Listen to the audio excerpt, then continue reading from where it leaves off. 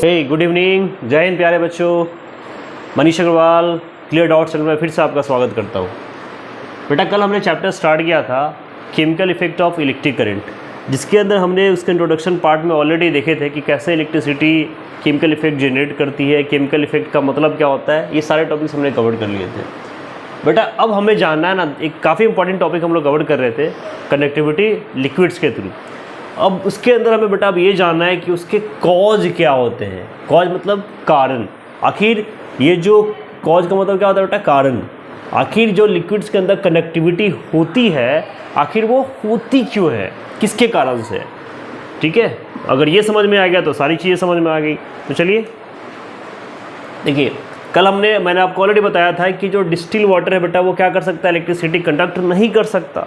तो कर क्यों नहीं सकता, क्यों नहीं कर सकता, आखिर क्यों नहीं कर सकता बेटा। तो इसका रीज़न क्या बताया था मैंने आपको, क्योंकि जो जनरल सॉल्ट है, यानी कि जो कॉमन सॉल्ट होता है NaCl, ये क्या है, consist of positively charge sodium ions and negatively charge chloride ions. Actually जो NaCl होता है बेटा, सोडियम क्लोराइड, जब ये ब्रेक डाउन होता है ना तो ये बनाता है Na++Cl-। ये क्या है बेटा, पॉजिटिव आयंस, और ये क्या है, नेगेटिव आयंस। यानी कि ये पॉजिटिवली चार्ज सोडियम आयंस और ये नेगेटिवली चार्ज क्लोराइड आयंस है। यहाँ पे देखिए इस तरीके से ये बॉन्डिंग बनाता है ना, सोडियम प्लस Cl-, देख रहे हैं ना, ये सभी इस तरीके से जुड़े हुए हैं, सब Na+। तो इसके कारण ये जो सोडियम के प्लस आयंस है, क्लोरीन का माइनस आयंस है ना, यही आयंस जब होते हैं ना बेटा तो इलेक्ट्रिसिटी होती है कंडक्ट। अगर ये ना हो, यानी कि जो वाटर है not only break sodium chloride into the sodium and chloride ions but put also separate these ions. ये सिर्फ उनको ब्रेक ही नहीं करते, उनको सेपरेट भी कर देते हैं। और जब सेपरेट करेंगे तो क्या होगा बेटा, जब सेपरेट करेंगे तो molecules of salt on being dissolve in water are known to break into the free mobile ions, मतलब जिसको हम लोग फ्री आयंस कहते हैं। और यही फ्री आयंस जब ये टूट जाता है तो अभी देखो एक साथ जब NaCl है तो कंबाइंड है, जब ये सेपरेट हो गया Na+ और Cl-, अब ये दोनों फ्री होते हैं, यानी कि दोनों फ्रीली सस्पेंड कर सकते हैं, मूव कर सकते हैं। और चूंकि ये फ्रीली मूव कर सकते हैं ना, देन, और ये कब फ्रीली मूव हुए, जब वाटर के अंदर है, तब जाके ये क्या करेंगे बेटा, देखो इस तरीके से यहाँ क्या है, ये बॉन्ड में पैक्ड है। अब देखिए यहाँ पे ये फ्री हो गए हैं, देख रहे हैं, ये सब एक दूसरे से क्या है, फ्री हैं। और जब फ्री है तो वो मूवमेंट कर सकते हैं। और ये जो बॉन्ड होता है ना बेटा, इसको बोलते हैं आयनिक बॉन्ड। क्या बोलेंगे बेटा इसको, आयनिक बॉन्ड। जब ये एक्चुअली आयनिक बॉन्ड थोड़ा सा क्लास 9th में आप लोग जाओगे तो अच्छे से समझोगे कि आयनिक बॉन्ड में इलेक्ट्रॉन्स का डोनेशन होता है या फिर शेयरिंग होती है। तो वो चीज़ हम लोग आगे कवर करेंगे, लेकिन हाँ अभी तत्काल में समझिए कि इनको क्या बोलते हैं बेटा, आयनिक बॉन्ड बोलते हैं। बस नाम याद रखना है आप लोग को, ठीक है। और होगा क्या, दिस आयनिक बॉन्ड ब्रेक्स, और जब ब्रेक होगा किस में होगा, यहाँ देख रहे हैं ना, आयनिक बॉन्ड टूटा तो इस तरीके से मूवमेंट कर रहा है। और क्या बेटा, it is the movement of these ions with in the solutions that makes distil water conduct electricity. जैसे मैंने आपको कल ऑलरेडी बताया था कि अगर मुझे डिस्टिल वाटर को इलेक्ट्रिसिटी कंडक्टिविटी चाहिए उसमें, तो हमें क्या करना पड़ेगा, सॉल्ट मिलाना पड़ेगा, यानी कि सोडियम क्लोराइड को मिक्स करना पड़ेगा। और उस मिक्स करने से होगा क्या, ये सोडियम क्लोराइड जब वाटर के साथ रिएक्शन करेगा, ब्रेक होगा, और ब्रेक होगा तो सोडियम के पॉजिटिव आयंस और क्लोरीन के नेगेटिव आयंस बनाएंगे। और जो वहाँ पे फ्री आयंस क्लिक करेंगे, जिसमें क्या करेंगे, इलेक्ट्रिसिटी के मूवमेंट कराने में उसको हेल्प करेंगे। तो इस तरीके से होता है डिस्टिल वाटर में मूवमेंट, अगर हम चाहे कराना तो। मतलब कॉज हमको क्या समझ में आ रहा है बेटा, कि यहाँ पे कॉज निकल के क्या आ रहा है, कहीं ना कहीं आयंस। ये जो आयंस है ना, यही रीजन्स है इलेक्ट्रिसिटी के कंडक्टिविटी के, किसके अंदर, लिक्विड्स के अंदर। मेटल से केस में हमने देखा था बेटा कि जो गुड कंडक्टर्स होते हैं, ठीक है, उसमें रिस्पॉन्सिबल क्या होता है बेटा, इलेक्ट्रॉन्स। और यहाँ हमने लिक्विड के केस में क्या देखा बेटा, आयंस। मैंने ऑलरेडी इसका आपको बता चुका है कि मेटल से केस में, सॉलिड के केस में तो आपको याद रखना है इलेक्ट्रॉन्स, और लिक्विड के केस में क्या याद रखना है बेटा, आयंस। ठीक है ना, ओके। नेक्स्ट यहाँ देखिए,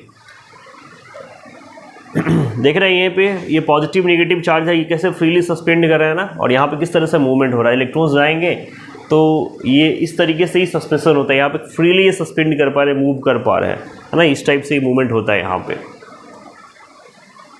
ओके।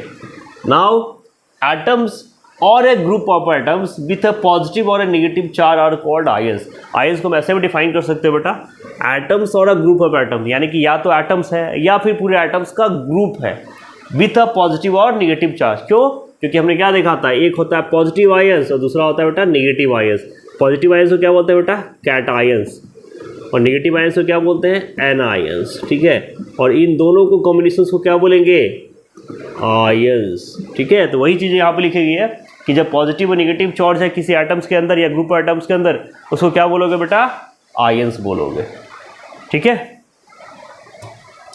चलिए अब यहाँ पे हमने क्या देखा था बेटा, फ्री आयन बना। और ये जो फ्री मोबाइल आयंस है, यानी कि जो मोबाइल का मतलब क्या होता है बेटा, जो मूवमेंट कर सके। ये मोबाइल वो फ़ोन लगा के बात करने वाला मोबाइल नहीं, मोबाइल का मतलब है जो मूवमेंट कर सके। तो ये जो फ्री मूव करने वाले आयंस है ना, allow the passage of electric current through the solutions. यानी कि अगर आपसे पूछा जाता है एग्जाम्स में कि बेटा लिक्विड के अंदर इलेक्ट्रिसिटी को कंडक्ट कौन करता है, तो क्या बोलोगे, फ्री मोबाइल आयंस, जिसको हम लोग फ्री आयंस भी बोलते हैं। ये वो आयंस है जो फ्रीली मूव करते हैं, है ना। और वो क्या बनाते हैं, लिक्विड को बनाते हैं कंडक्टिव। और इस सॉल्यूशन को हम क्या बोलेंगे बेटा, इलेक्ट्रोलाइट। देखिए यहाँ पे फिर से आ रहा है इलेक्ट्रोलाइट्स। अब इस इलेक्ट्रोलाइट की हम चर्चा करते हैं कि इलेक्ट्रोलाइट एक्चुअली क्या है। उससे पहले आपके लिए पास 3 क्वेश्चंस है। Why do impurities present in water increase its conductivity. जो इम्प्योरिटीज होते हैं यानी कि सोडियम क्लोराइड या बाकी चीज़ें होती है, वो वाटर की कंडक्टिविटी को क्यों बढ़ा देती है। Compare metallic conduction with electrolytic conductions. इस क्वेश्चन का आंसर इसके बाद आप कर पाओगे। And sodium chloride solution is a good conductor of electricity, explain. Sodium chloride good conductor of electricity का है कब, ये हमने अभी देखा है जस्ट इससे पहले कि उसके अंदर क्या पाया जाता है, पॉजिटिव, यानी कि सोडियम के पॉजिटिव आयंस और क्लोरीन के नेगेटिव आयंस, और वो जनरेट करते हैं फ्री आयंस। और उसके कारण से सोडियम क्लोराइड सॉल्यूशन क्या होता है, गुड कंडक्टर होता है इलेक्ट्रिसिटी का। तो इस तीनों क्वेश्चंस के आंसर्स तैयार कर लीजिए। अब देखिए, जब हमने अभी चर्चा की है, बहुत इंपॉर्टेंट इलेक्ट्रोलाइट्स की चर्चा करनी है। साथ में हम लोग देखेंगे non electrolytes, conversion of chemical energy into electrical energy और वोल्टेक्सेस। आगे के ये कुछ टॉपिक्स हैं जिसको हम लोग अब कवर करने जा रहे हैं। तो सबसे पहला टॉपिक है बेटा इलेक्ट्रोलाइट्स। इलेक्ट्रोलाइट्स क्या होता है, देखिए क्या है बेटा, एक compound that conducts electricity in molten.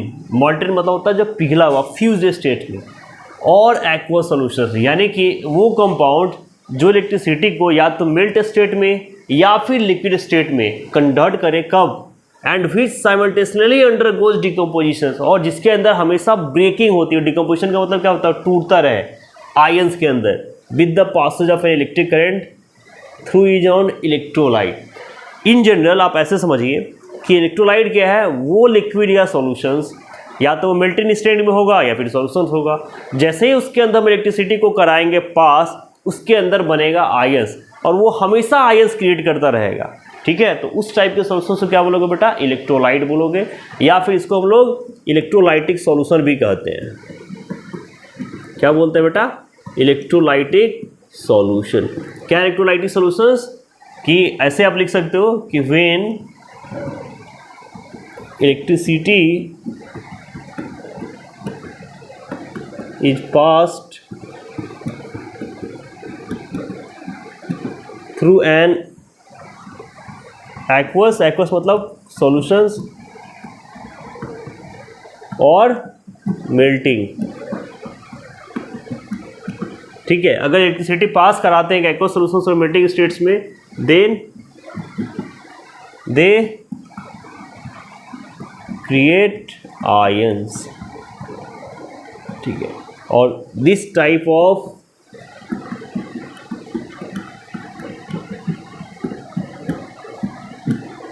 liquid is called what, electrolyte.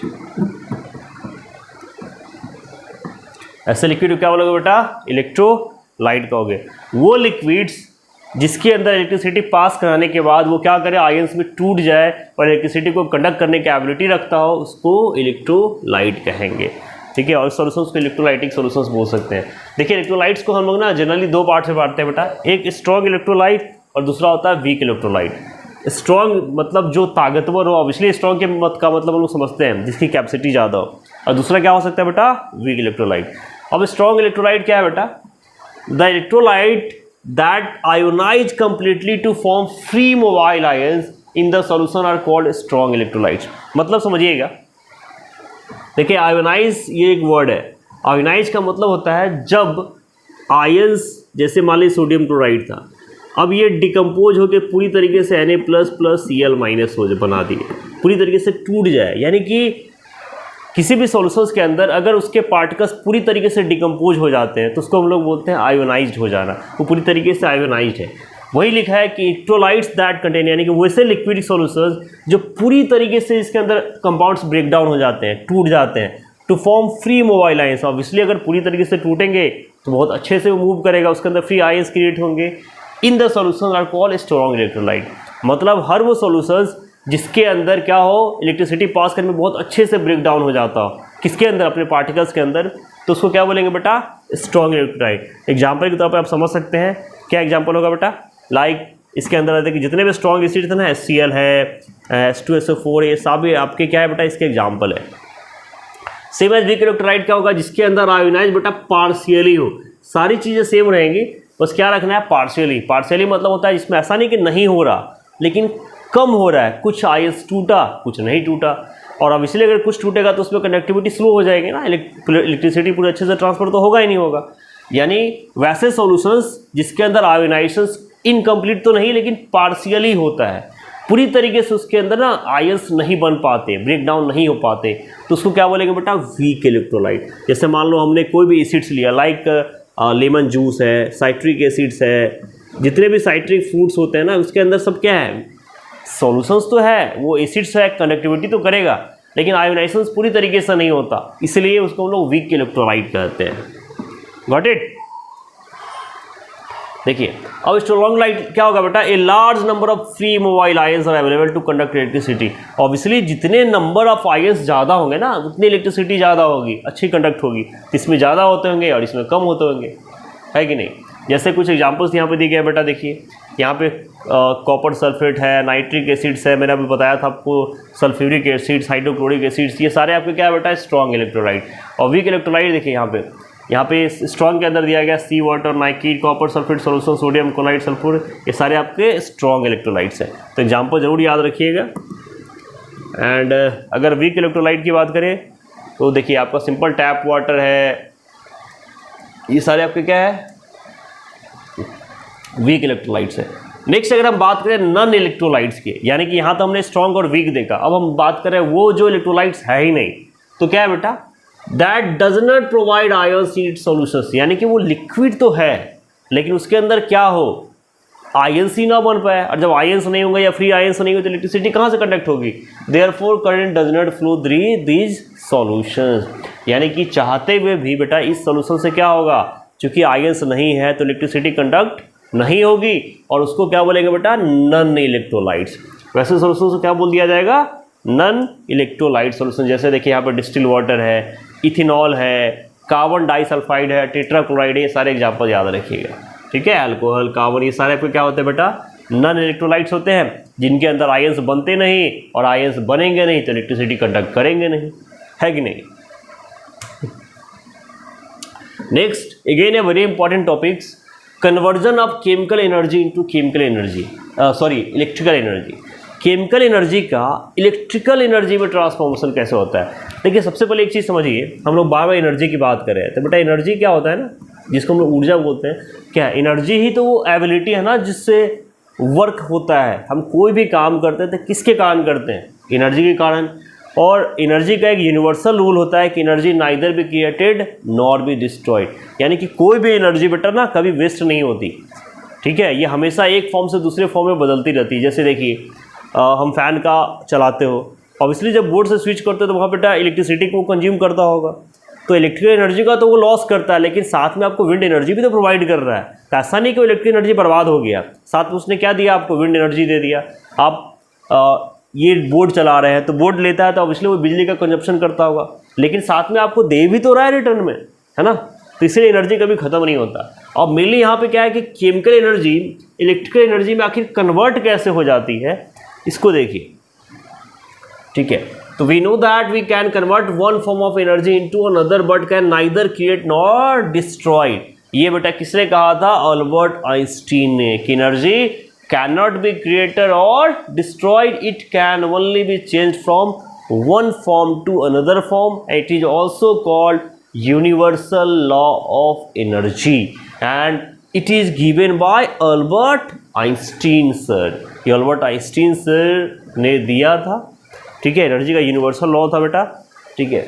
जैसे एग्जांपल देखिए, एक एग्जांपल आपके सामने सेल्स, वही सेल बैटरी वाला सेल जो होता है बेटा, that's a example of conversion of chemical energy into electrical energy. बिल्कुल, जब हम बैटरी या सेल्स लगाते हो और टॉर्च में लगाते हो, टॉर्च जलने लग जाता है, किसी डिवाइस में लगाते हो उसको हीट कर देता था, तो इसलिए वो है क्या? सेल के अंदर केमिकल एनर्जी स्टोर होती है और वो आपको इलेक्ट्रिकल एनर्जी में कन्वर्ट करके तभी तो आउटपुट दे रहा है। तो वो एक एग्जाम्पल है बेटा सेल या बैटरी, ठीक है। एक साइंटिस्ट है बेटा इटली के, इटालियन साइंटिस्ट है जिनका नाम था एलेजांड्रो वोल्टा। क्या नाम था बेटा इसका? एलेजांड्रो वोल्टा। वोल्टा नाम से फेमस थे। Who gave us the first practical source of such a conversion in the year 1790। ये जो एनर्जी ट्रांसफॉर्मेशंस की बात करें ना, वोल्टेज वोल्टा सर का ही दिया हुआ है और इनका नाम था एलेजांड्रो वोल्टा, जिन्होंने पहली बार एक प्रैक्टिकल एप्लीकेशंस बताए, हमें इसके बारे में बताया कि कैसे ये कन्वर्जन होता है। ये थे वोल्टा सर हमारे। और इनका जो अरेंजमेंट था, ये जो अरेंजमेंट उन्होंने किया था ना, इसको बोलते हैं बेटा वोल्टेइक सेल, ठीक है। वोल्टा नाम से इस सेल को क्या कहा गया? वोल्टेइक सेल कहा गया, ठीक। तो वोल्टेइक सेल है क्या बेटा? The general setup of a voltaic cell is given below. ये है, देखिए यहाँ पे, इसमें क्या है बेटा? देखिए यहाँ पे दो, ये जो है ना बेटा, ये कॉपर रॉड है और जिंक रॉड है, दो रॉड लिए गए, ठीक है। एक रॉड है कॉपर का, दूसरा है जिंक का, और इसके अंदर बेटा ये जो है ना, ये है HCl, डाइल्यूट HCl। फिर two rods of zinc and copper known as electrodes. अब देखिए यहाँ पे एक वर्ड है इलेक्ट्रोड्स। इलेक्ट्रोड्स क्या होता है बेटा? इलेक्ट्रोड्स हमारे किसी भी बैटरी में, जैसे आपने देखा होगा, दो छोर होते हैं, एक पॉजिटिव और नेगेटिव, जिसके अंदर वायर कनेक्ट करते हैं ना, उनके दो हिस्से को एक साथ इलेक्ट्रोड्स कहा जाता है, टर्मिनल्स को। एक होता है आपका एनोड, जो होता है आपका पॉजिटिव टर्मिनल, और दूसरा होता है बेटा कैथोड, ठीक। और ये होता है बेटा नेगेटिव, और इन दोनों को मिला दिए तो क्या बन जाएगा बेटा? इलेक्ट्रोड बन जाएगा, है ना। और तो यहाँ पे इसीलिए इसको इलेक्ट्रोड कहा गया है, ठीक है। और इन इलेक्ट्रॉन्स को जब डिप्ट करते हैं बेटा एक solution of dilute sulphuric acid, there are chemical reactions within the system. अब जैसे ही इसके अंदर बेटा ये रॉड है, जिंक है, कॉपर है, डाला गया ना, तो इनके अंदर क्या होगा? एक केमिकल रिएक्शंस होगा, और केमिकल रिएक्शन होगा तो होगा क्या? It is these reactions that help us to get electrical energy from chemical energy. यानी कि यहाँ से ये इलेक्ट्रिकल जो केमिकल एनर्जी होगा ना, वो इलेक्ट्रिकल एनर्जी में कन्वर्ट करने में हेल्प करेगा। कैसे? When we connect its two rods to a bulb, obviously जब इसमें एक बल्ब लगा देगा, using metal wires a current flows and the bulb lights up. यानी कि जैसे ही इसको जोड़ेंगे ना, इनसे जो करंट निकला वो इस वायर के थ्रू गया और इस बल्ब को ग्लो करा दिया। इसका मतलब क्या है कि यहाँ पे कुछ ना कुछ रिएक्शंस हुआ। चूँकि ये बैटरी है, रॉड्स है, तो यहाँ पे केमिकल रिएक्शंस हुआ और कन्वर्जन किस में हो गया बेटा? इलेक्ट्रिकल एनर्जी में। तो ये पहला सेटअप था जो एलेजांड्रो वोल्टा सर ने दिया था, और इसीलिए इसको क्या बोलते हैं बेटा? Voltaic cell. तो ये एनर्जी कहाँ से आया होगा? कहीं ना कहीं जिंक और रॉड ने HCl के साथ रिएक्शन किया होगा, तभी तो कुछ ना आया होगा ना। इसीलिए इसको केमिकल रिएक्शंस या केमिकल एनर्जी का कन्वर्जन कहते हैं, ठीक है। और ये जो वोल्टेइक सेल था, therefore act as a source of electric current और इलेक्ट्रिकल एनर्जी। और उस समय क्या हो गया? वो एक तरह से सोर्स हो गया इलेक्ट्रिक करंट और इलेक्ट्रिकल एनर्जी का। फिर से आपके सामने 3 क्वेश्चन है बेटा। क्या है? वाटर इलेक्ट्रोड्स एंड इलेक्ट्रोलाइट, अभी मैंने आपको बताया है। Differentiate between strong electrolytes and weak electrolytes, already हम लोग कवर कर चुके हैं। और ड्रॉ अ वेल लेवल डायग्राम ऑफ वोल्टेइक सेल्स। तीनों क्वेश्चंस के आंसर्स आप लोग को भली भांति पता है, so prepare it by yourselves. Okay, next हम लोग कुछ और टॉपिक्स करेंगे बेटा। Chemical effects of electric current है, इलेक्ट्रोलाइसिस ऑफ वाटर है, फैक्टर्स क्या होते हैं और क्या क्या केमिकल रिएक्शंस होता है। So let us start. Now we are talking about the chemical effects of electric current. हम लोग चैप्टर में वही कर रहे हैं, उसमें स्पेशली टॉपिक है।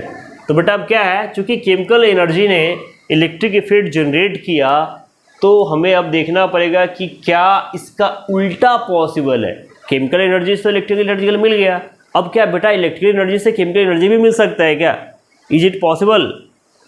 यानी कि अगर हम एक इलेक्ट्रिक करंट को पास कराए लिक्विड से तो क्या वो केमिकल चेंज करके देगा? हाँ जी सर देगा, बिल्कुल देगा।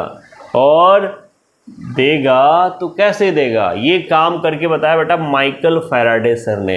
एक ब्रिटिश के थे, यानी कि इंग्लैंड के थे बेटा, एक फिजिक्सिस्ट थे जिन्होंने एक एक्सपेरिमेंट्स किया to passage of electricity through liquids in 1834। ये पहली बार उन्होंने एक लिक्विड से इलेक्ट्रिसिटी को पास कराया और देखा कि भैया होता क्या है, ठीक है। और ये इन्होंने क्या देखा, he interesting chemical change taking place when electric current passes through the ionic solution. यहाँ पे देख रहे हैं सोडियम मेटल है ना, यहाँ पे कैथोड एनोड को जोड़ा और उनको बड़ा इंटरेस्टिंग रिजल्ट मिला, ठीक है। क्या मिला? ऑब्वियसली वहाँ पे कुछ ना कुछ केमिकल चेंज मिला होगा, बहुत सारे चेंज हम लोग अभी करेंगे। Faraday call this phenomena passage of electricity through liquids as electrolysis. देखिए यहाँ पे एक वर्ड है इलेक्ट्रोलाइसिस, यानी कि जब भी हम लोग किसी सॉल्यूशंस के अंदर इलेक्ट्रिसिटी को पास कराएंगे, ठीक है, तो उस प्रोसेस को क्या बोलेंगे बेटा? इलेक्ट्रोलाइसिस कहेंगे। और वहाँ पे कई सारे चेंजेज मिलेंगे, जैसे उसमें कलर चेंज हो गया, हीट जनरेशंस हो गया, बबल्स फॉर्मेशंस हो गया, कई सारे केसेस इसमें मिलते हैं बेटा, है ना। नए प्रोडक्ट्स का फॉर्मेशंस हो गया, ये सारी चीज़ें पॉसिबल होती हैं। तो आखिर ये चूँकि उन्होंने इसको नाम दिया इलेक्ट्रोलाइसिस ऑफ वाटर, तो इसको समझते हैं कि इलेक्ट्रोलाइसिस ऑफ वाटर है क्या। इसके लिए बेटा एक एक्टिविटी करेंगे, और हमारा एक्टिविटी क्या है? To demonstrate the electrolysis of water. इसका डेमोन्स्ट्रेशन कैसे करेंगे? तो सबसे पहले क्या करते हैं बेटा? Sharpen both ends of the both the pencils, यानी कि एक पेंसिल लिया गया है जिसके दोनों एंड्स देखिए, यहाँ पे पेंसिल्स के दोनों एंड को देखिए क्या कर दिया गया बेटा? शार्पेन, मतलब उसकी नोक निकाल दी गई है। नेक्स्ट एक टैप वाटर, एक बीकर लिया गया और इसके अंदर क्या डाला गया बेटा? ठीक है, ये क्या है हमारा? एक बीकर है, बीकर एक कंटेनर है ग्लास का बना हुआ, और इसके अंदर हमने डाला बेटा टैप वाटर, ठीक। एक सिंपल सा सर्किट बनाना है बाय ज्वाइनिंग इन सब pencils to a battery using a copper wire. यानी कि एक बैटरी को देखें, यहाँ पे बैटरी का या पेंसिल का एक नुकीला हिस्सा वाटर के अंदर डाइल्यूट है, और यहाँ जो ग्रेफाइट होता है, आपको पता है ग्रेफाइट एक गुड कंडक्टर होता है, उसको वायर से जोड़ दिया गया है एक टर्मिनल्स के, ठीक है, कॉपर वायर से इसको जोड़ दिया गया है। यहाँ क्या है बेटा? It is important to make good conduct with the graphite in the pencil, secure the wires with tape. Obviously इनको अच्छे से टेपिंग करनी जरूरी है, क्योंकि वो ग्रेफाइट्स होते हैं, गिरेंगे वरेंगे तो अच्छे से प्रॉपर प्लेस करनी बहुत ज़रूरी होती है। इस तरीके से देखिए यहाँ पे है ना, वायर से जब प्लेस करेंगे, क्योंकि अगर प्रॉपर टेपिंग नहीं करेंगे तो झटका लगने का डर होता है, ठीक है। Use a piece of cardboard to hold the pencils in a vertical position. चूँकि अब इसको खड़ा रखना है बेटा, तो यहाँ पे आप कार्डबोर्ड का सहारा लग सकते हैं। उसके ऊपर एक कार्डबोर्ड बना दीजिए, उसमें 2 होल करके डालिए ताकि वो आसानी से स्ट्रेटिक रहे, हिले नहीं, ठीक। इस टाइप का अरेंजमेंट देखिए यहाँ पे, इस टाइप का अरेंजमेंट कर दीजिए। Place the expose tips of the pencils the water such that tips are fully submerged but are not touching the bottom. ये ध्यान रखना है बेटा कि ये हिस्सा ना बॉटम को टच नहीं करना है, बिल्कुल सरफेस को टच नहीं करना चाहिए, उसके होल पे है, लेकिन वाटर के अंदर डूबा रहे लेकिन टच ना करे, ओके। नाउ अब होगा क्या बेटा? हमने इस पेंसिल्स को ना, इसके 2 टर्मिनल को ऑब्वियसली एक पॉजिटिव और एक नेगेटिव बना दिया है, यानी कि इलेक्ट्रोड्स बना दिया है। और जब बैटरी 3-4 मिनट्स होंगे तो ऑब्वियसली चूँकि ये करंट से कनेक्टेड बेटा, देखो यहाँ पे होगा करंट का फ्लो, ठीक है। और जब करंट का फ्लो होगा तो आप क्या देखोगे? आपको इसके अंदर ना ऐसे बबल्स दिखने शुरू हो गए बेटा, ठीक है। क्या देखेंगे? ऐसे बबल्स दिखने सरेंगे। इसका मतलब है कि क्या ये केमिकल चेंज है क्या? बिल्कुल है, क्योंकि अभी तक वाटर था स्टैटिक, बबल का मतलब है कि उसके अंदर कुछ ना कुछ गैस इवॉल्व हो रहा होगा, तभी तो बबल्स आएंगे ना। और ये चेंज हुआ क्यों? क्योंकि इसमें इलेक्ट्रिसिटी पास हुई। इलेक्ट्रिसिटी पास कैसे हुई? इस पेंसिल के थ्रू।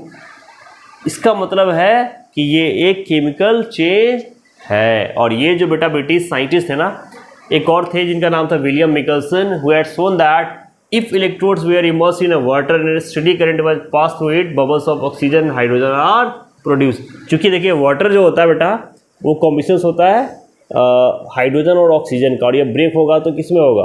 ऑब्वियसली H+ और O- में ना, यहाँ पे H+ आयंस होगा, 2H+ और 2-, जब 2H2 ब्रेक होगा तो यहाँ पे चूंकि वो हाइड्रोजन और ऑक्सीजन अलग अलग होता है ना, इसलिए उन्होंने बोला कि ऑक्सीजन और हाइड्रोजन गैस ही इसमें प्रोड्यूस होता है ना। आखिर टूटेगा तो टूटेगा किस में, जो उसके अंदर होगा उसी में तो टूटेगा। और चूंकि वो मिला ही है बेटा हाइड्रोजन और ऑक्सीजन से, तो दूसरा तो कोई आएगा नहीं, तो उसमें गैस क्या होगा, ऑक्सीजन और हाइड्रोजन। ठीक है, और ये किसने बताया, विलियम मिकलसन सर ने। जैसे यहाँ पे देखिए, and that rods makeup conductive metal और कॉल इलेक्ट्रोड्स, जो मैंने आपको ऑलरेडी बताया है। एंड यहाँ से